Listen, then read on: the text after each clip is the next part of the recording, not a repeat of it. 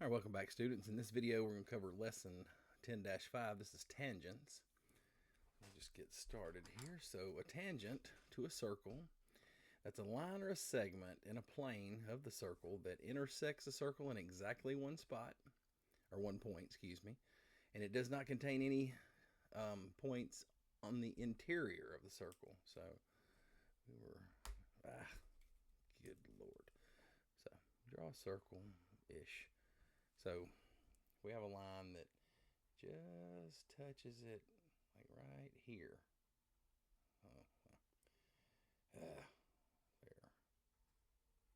You get the idea. I'm going to keep drawing. It's going to keep looking worse. So it only touches it in one spot. It doesn't go through it. It doesn't go inside it. It just touches it. Yeah, it just touches it. So from a line that intersects a circle at one point, the point of tangency, that's what they call the point at which these intersect.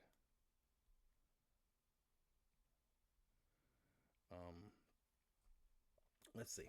Talk about these two theorems and we'll do some practice. So, theorem 10.11. So in a plane, a line is tangent to a circle if and only if it is perpendicular to the radius drawn to the line, to the point of tangency. So let me kind of scooch this over. So if this guy is tangent to this circle, it's going to be perpendicular. And when something's perpendicular, I like to do it in red. If it's perpendicular, it makes a right angle, right? Which was that red box. So this would be your hypotenuse over here. So if this line is tangent, this is going to be your 90. So that's your hypotenuse. Down, you can't see it down there, but same thing down there. And then theorem 10.12. So tangent to a circle theorem. If two segments from the same exterior point of tangent to a circle, then they are congruent. And what that looks like, and we'll see it on the other. Goodness. We see it on the other side, but it usually looks, so this line will be tangent and this will be tangent, and they end in the same point. Kind of, that's usually how it looks. So, all right, let's get started. So example 1, on the left, you guys are going to do the practice. We're going to do example 2, you guys will do the practice. And then we'll flip over. I'm going to have another one that I'm going to refer to the video that I mentioned in the previous video about constructions. Now we're going to talk about the steps and we're going to answer the question, but I'm going to give you a video to watch that is not me. It'll help with construction. So, all right, so for here, so if this is a right triangle, to verify that, so let's look at the example. So AB is the radius. And to determine whether BC is tangent to circle A, justify your answer. So if it's tangent, that's a right angle, so this is a right triangle.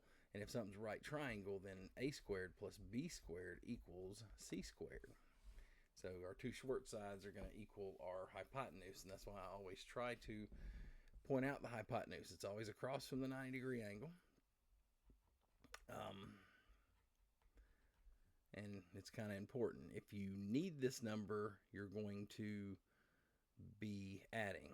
If you have this number, you're going to be subtracting. So we're going to be actually just adding all the way around to see if it's a right triangle, because the square of these two sides added should be the square of this side.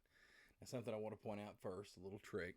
So notice, so AB is our radius, and it's 9, okay? Well, A to the edge of the circle, even though there's not a dot here, this is still a radii. All radii are congruent, so from here to here is 9, and then from here to here is 6. So from here to here is 9 plus 6, and 9 plus 6 is 15.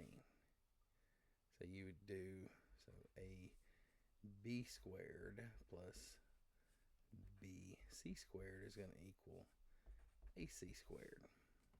If this is a right triangle, if that's a if it's tangent. So let's see. All right, so AB is 9, so that's 9 squared. BC is 12, that's 12 squared. Excuse me. AC is 9 plus 6, or 15. 15 squared. Now, didn't bring my calculator home tonight, but I know most of this in my head. 9 squared is 81. 12 squared is 144, and 15 squared is 225. If you add 81 and 144 in your calculator, you're going to get 225, and that is equal to the other side. So the fact that both sides are equal means that a squared plus b squared equals c squared. So because, we'll just go because a squared plus b squared equals c squared, a triangle, we'll just say ABC because we can do what we want. ABC is a right triangle. Therefore, you aren't used to the words here, but we just need to know. So justify the answer. That's what we're doing. So therefore, BC is tangent to, and you just have to, this is a symbol of a circle. I mean, obviously it needs to be a circle. And this is circle A. So because a squared plus b squared equals c squared, ABC is a right triangle. Therefore, BC is tangent to circle A. So this one's done. So you guys here, they're saying BG is tangent, find the value of x. So they're telling you it's tangent. So therefore, a squared plus b squared equals c squared. You're just going to solve for x using that. If you have any questions, please let me know. Let's go down to example 2, and then you guys will do practice 2. Example 2. So they're telling us that QS is tangent to circle R at point Q. What's the value of x? All right, so if this is tangent, then this is the right angle. This is your hypotenuse. Now notice, so x is the radius. This to here is x. This to the line is x. Remember, this goes beyond. So from S to the edge of the circle is 2. So RS is x plus 2. See how that's the whole thing? That's how you know. Just, this is going to be x, this is going to be 4, and this is going to be x plus 2. So they tell us tangent. So so a squared plus b squared equals c squared. Do not get messed up or bent out of shape over these.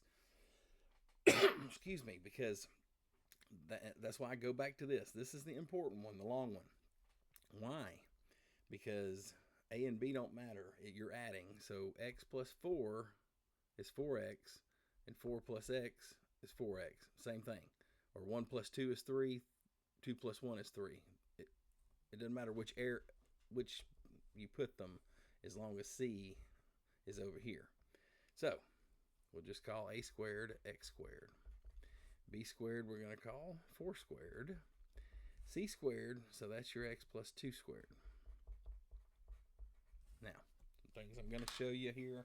We're going to go back a little bit in our algebra. You're going to see a few things you haven't seen this year. We don't have many x squareds. People kind of get bent out of shape over that. Don't worry.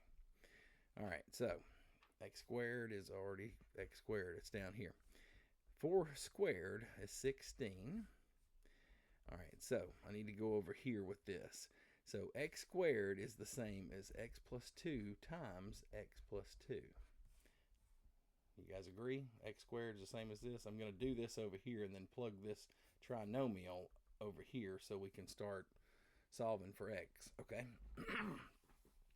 Now, I learned it as the FOIL method, and as a native of Alabama, and my wife will tell you, and I think I told most of you guys in class, so that word, so FOIL, oil, I have to put a lot of emphasis on that oi, because I like to say full or oil, so just anyway.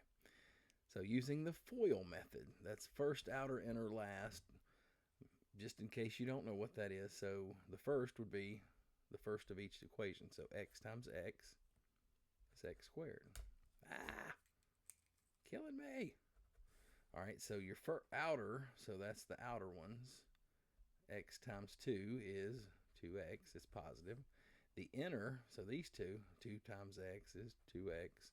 And then the last, so 2 times 2, and they're both positive, is 4. We combine our, so we got 2x plus 2x, that makes 4x. So x squared plus 4x plus 4. So this became this, and now I'm going to just put it back over here. See this pencil, and it's going to pop on me again. We were blue. All right. So don't let it scare you. So x squared plus 4x plus 4. That's what this was.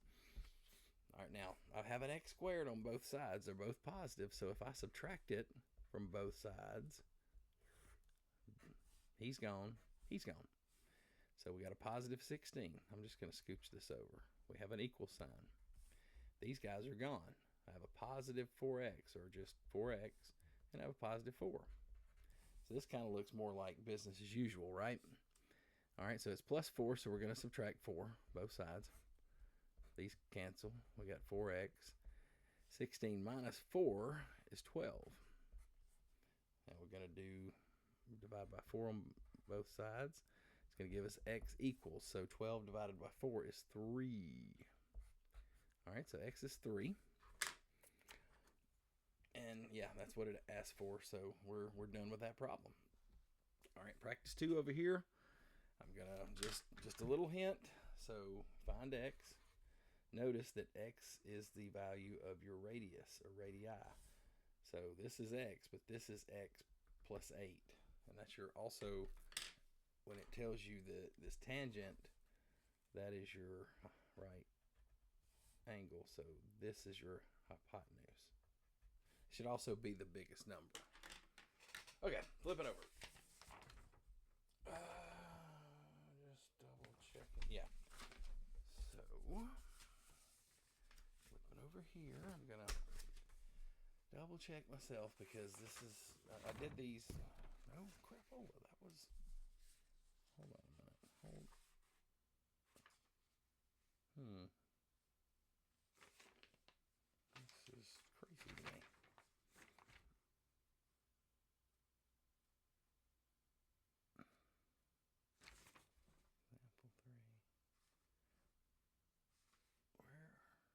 Okay, hold on. This is very strange. Example 3, this is where this is, but where is this? I know I printed this. Stand by with me just a second. So this is 6. Double check. Yeah, the other side, there's 7. And that's the back of 7. So we did 4. Back of 4, this is 5. How did I end up doing the back of one that I just printed? Oh my goodness. All right, hold on. Bear with me just a second. I'm trying not to pause. It kind of, this whole thing doesn't really like that. So give me just a moment. See if perhaps I've messed up my papers. If not, we're just going to do it this way. Actually, no, that's after this. That's after this. So, but what is? No, that's the backside 4. Sorry. Yeah, I was like, we can't be asked a question yet on something that we haven't seen. So, sorry, my papers were, excuse me, a bit missituated. That is still really weird. Oh, it goes this way. Then you just did this. Nope, you just did that. So you go here, then you flip it over to that. This was 5. Yeah, this was 4. Backside of 4. Yeah, 5. Okay. Well, here, then flip it over. Gotcha. Okay. Sorry. My apologies. I'm gonna have to start playing music in the background, or give y'all. I should have give you a little, little Kermit the Frog if you're listening. All right, so we're on the next page here. Example 3. I'm going to do this one. You guys are going to do the practice. I'm going to go back now because the longer I talk, the worse it'll get. And then you guys, if you were impressed, you won't be. You probably weren't. Anyway, and it wasn't to impress you. It was just trying to see if you were awake. All right, so we learned on the other side that if we have two tangents that have the same exterior point, these guys are congruent. So this is going to be super easy. I'm going to go ahead and mark it for you over here. You're just going to do the same thing here that I'm doing here. You're going to find x. And how we find x, so AB is congruent to AC. And that is 7x minus 9 is equal to 5x plus 5. And once we get done, they want AB. AB is 7 times x. We're going to just leave the blank. Minus 9. That'll tell us that. And at the bottom, we will solve. And you guys, again, you're going to do the same thing over there. So 5 is smaller than 7. So we're going to go this route. Cancels those. 7x minus 5x is 2x. Our negative 9 comes down, our equals, and we got a positive 5 here. Plus 9, plus 9. I'm going to move this up here. So 2x comes down and then all the way over here. 9's cancel. So it's just an equal sign, equals. And then we have 5 plus 9, which is 14. So don't let all that get you out of whack. Just follow your steps. So we want x by itself, so let's divide by 2. X is 14 divided by 2, which you guys know is 7. So I'm going to plug that 7 in because 7x minus 9 is what AB equals, right? 7x minus 9. All right, so 7 times 7 is 49. 49 minus 9 means that, and did it give us any kind of, feet, okay. So 49 minus 9 is 40 feet, so AB is 40 feet there. Okay, moving right along, trying to hurry. We got this and the back page, okay. So I'm going to have some more, the one video thing again. Again, I will post the video as quickly as I can. So inscribed circle. Inscribed inside. So the circle's inside the polygon. So so in this, let's scooch a little. So you can see it's inside. I'm just going to do this because it makes it easier to see. So when the polygon was inscribed in the circle, it was inside the circle. Well, the circle is inscribed in the polygon. So remember, inscribed always means inside. Circumscribed means like a circle around. This is obviously inside. So the incenter of the triangle, that is the center of the triangle. It is the intersection of all three angle bisectors. So remember, for the circumcenter to circle the whole thing, we had to use the circumcenter, which was the point of concurrency for the three perpendicular bisectors. But if you're going to draw it inside, it's the angle bisectors. So we'll try to remember that. Angle bisectors for the inside, perpendicular bisectors for the outside. All right, so you would draw your triangle, ABC in this case. Get your angle bisectors and label the center C, incenter D. Okay? Then the next, so you're going to construct a line that's perpendicular. Now, that's important.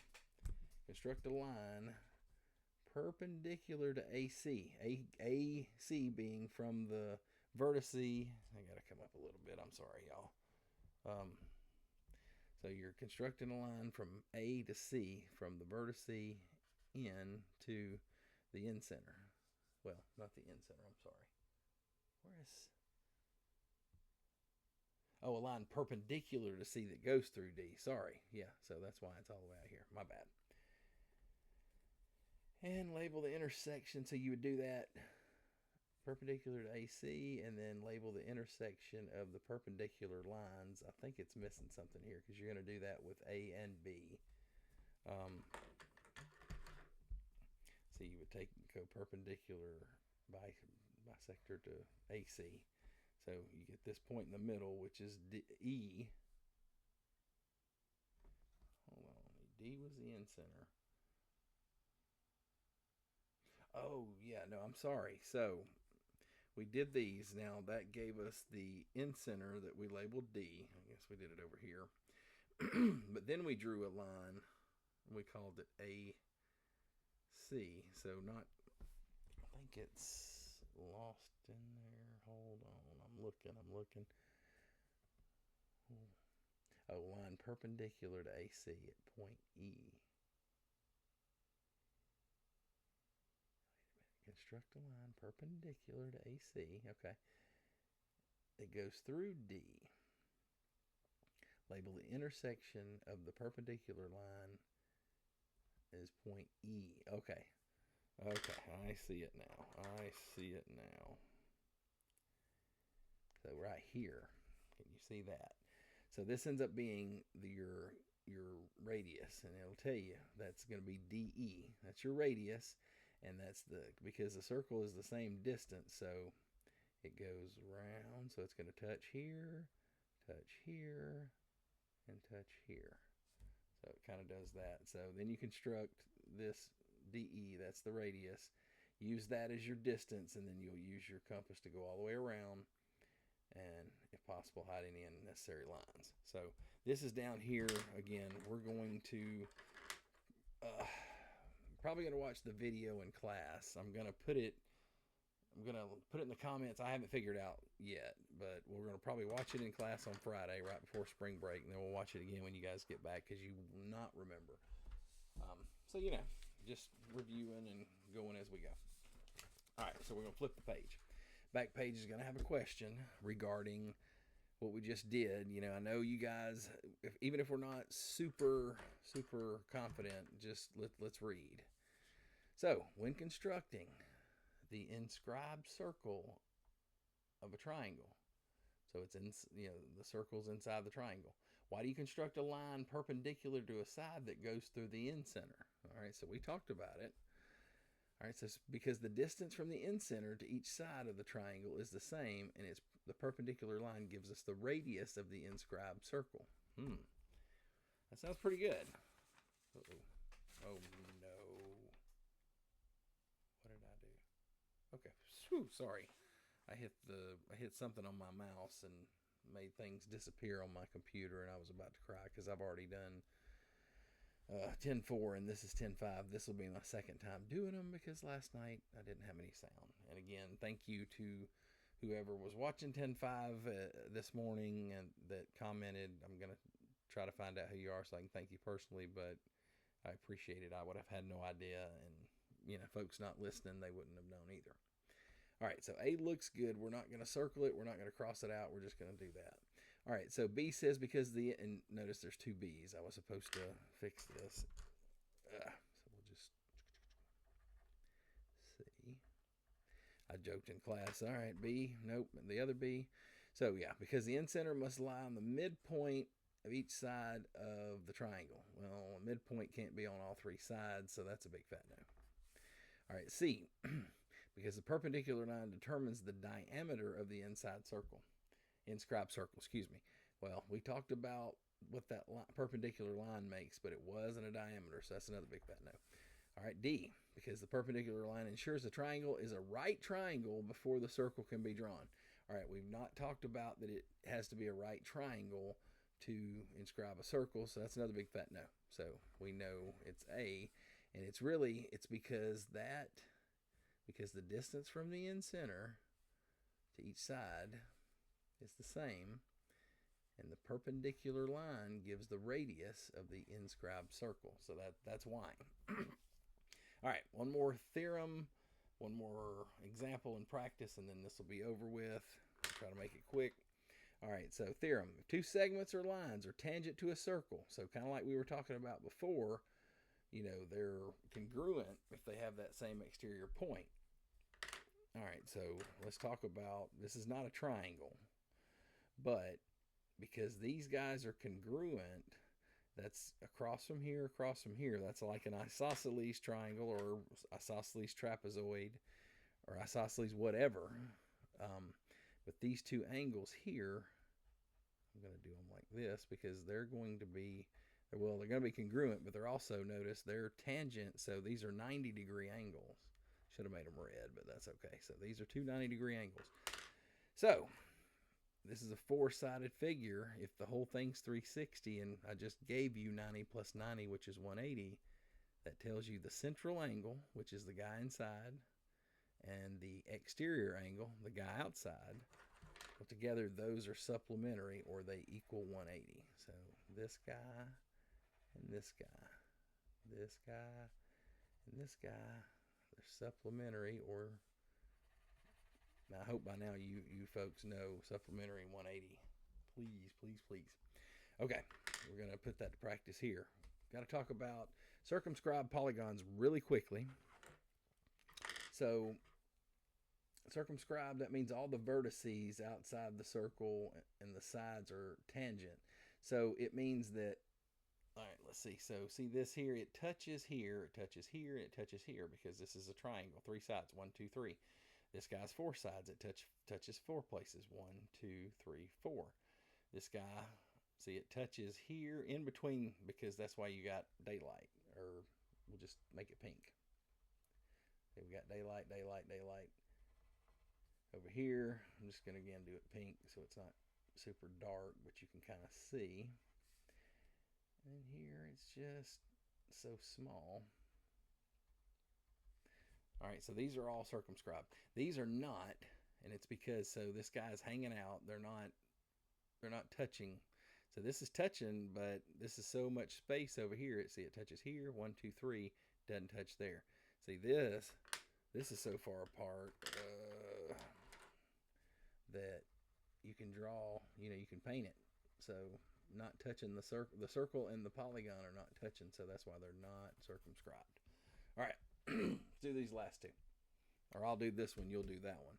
So remember, equal 180. So over here, so this guy plus this guy, so angle, let's just use the red. So the measure of angle, EGF, so EGF plus EDF, they're 180, because these two guys are 90, these two have to be 180 together. All right, with something better, but that's pretty terrible, even if this thing keeps breaking on me. All right, so let me replace it. So EFG, and that is 19x plus 9.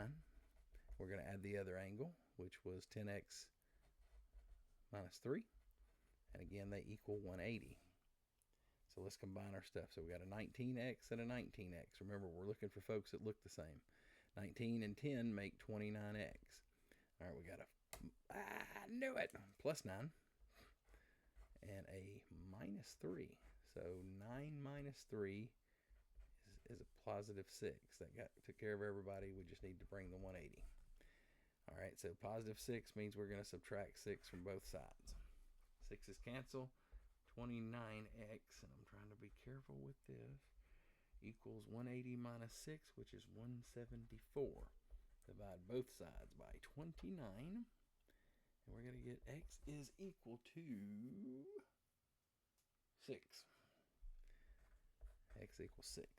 All right. Now let's just plug it in. I'm going to use the orange here. So they wanted angle D. Angle D, of course, it's this one. It's the D in the middle. So angle D equals 10 times x minus 3.